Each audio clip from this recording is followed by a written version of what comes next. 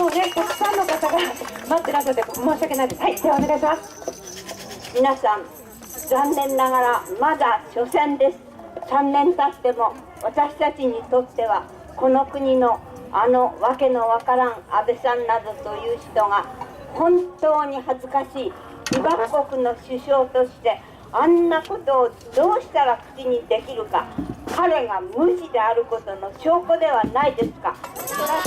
今ここで彼の悪口言っても始まらない。私たちは今秘密保護法の話がありましたけれど、これは核開発とセットです。見えない放射能が見えないように我々の思想という本当にこの目に見えないものを取り締まるなどというのは人間の尊厳を根本から覆すものとして断じて許すわけにいきません。この犯罪ではるかに悪い。今こそ私たちはこの秘密保護法にもこれはもう本当に核開発とセットですからようやく出てきたんです。初めから分かっていました。だから何としても今まで私たちの力がなくて原発も止められなかった。